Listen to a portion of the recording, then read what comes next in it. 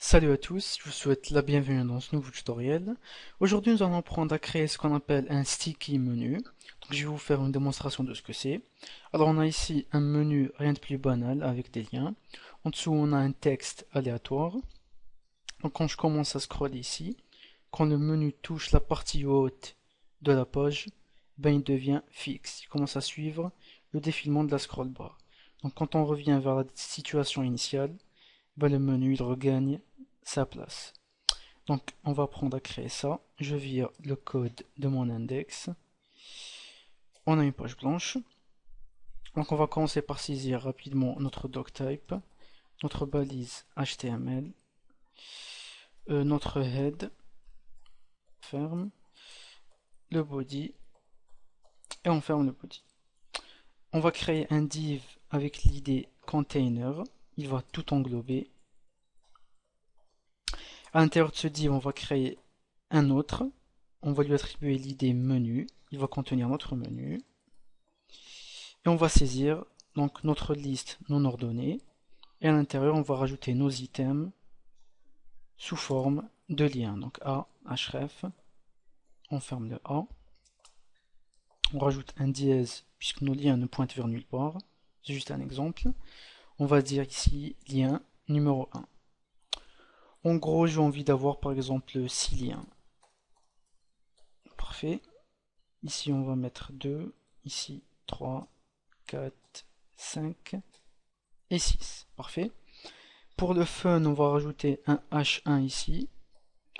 Ça va être une sorte de logo, on va dire New Design. On va créer un autre div sous le div qui porte l'id menu. On va le nommer, on va lui attribuer l'id texte. Et à l'intérieur, on va rajouter du texte aléatoire que j'ai cherché sur internet. Donc puisque c'est un paragraphe, on va l'entourer des balises P. On colle. Donc pour l'instant, on a ça. On va rajouter du CSS. Donc je me dirige entre le head et le head. La balise style. Donc on va sélectionner l'étoile qui veut dire select everything. Donc on va sélectionner tous les éléments de la page. Donc c'est le même principe que le langage SQL. Donc l'étoile sélectionne tous les éléments. On va leur virer la marge et le padding.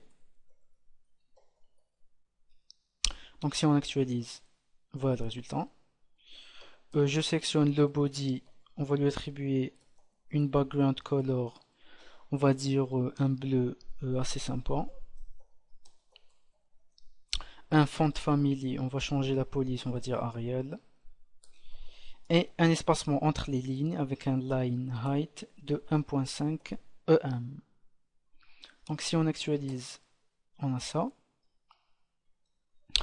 On sélectionne notre div qui porte l'id container.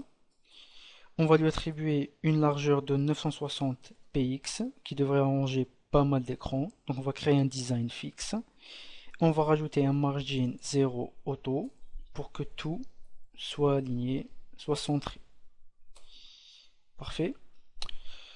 On va sélectionner notre menu qui porte l'id menu, celui-ci. On va lui attribuer une hauteur height de 35 px et une couleur de fond background-color, on va dire un marron brown. Donc pour l'instant, on a ça. On sélectionne nos UL et LI qui font partie du menu. On va mettre un petit float left pour que les liens soient alignés horizontalement. On va rajouter un list style none pour virer la liste à puce, c'est-à-dire cette petite boule noire. Il n'y est plus. On rajoute une bordure de droite, border right de 1 px solide grise. Parfait. Donc on voit ici un petit défaut. Donc on va rajouter un line height de 35 px, ce qui équivaut à la hauteur du menu. Donc les liens vont être au centre. Voilà le résultat. On sélectionne nos A, donc les liens. On va leur donner une couleur blanche pour qu'ils soient un peu plus visibles. Un texte décoration non pour virer donc le soulignement. J'ai pas envie que mes liens soient soulignés par défaut. On va les agrandir avec un font size, on va dire 16 px. J'ai pas besoin d'un line height, on vire ça. Un font weight bold, j'ai envie qu'il soit en gras. Et un petit padding, un espacement interne, on va dire de 0 px en haut et en bas, et de 20 px à gauche et à droite. Parfait. On voit ici que le logo est un peu collé. Je sélectionne mon H1. Donc chez vous, pour un logo, mettez une image, non pas un texte. Un font family. La police que j'utilise, c'est du Rockwell. Et un padding de 20 px en haut et en bas, et de 0 px à gauche et à droite. Parfait. Donc on a ça. On voit que le texte est un peu collé entre menus. Ce qu'on va faire, je sélectionne mon paragraphe. Et je vais rajouter un petit padding de 20 px et 0 px. Donc 20 px en haut et en bas, 0 px à gauche et à droite. On a ça. Je vois ici que ma scroll bar est un peu réduite. On va rajouter du contenu pour qu'elle s'agrandisse. On copie et on colle notre texte aléatoire.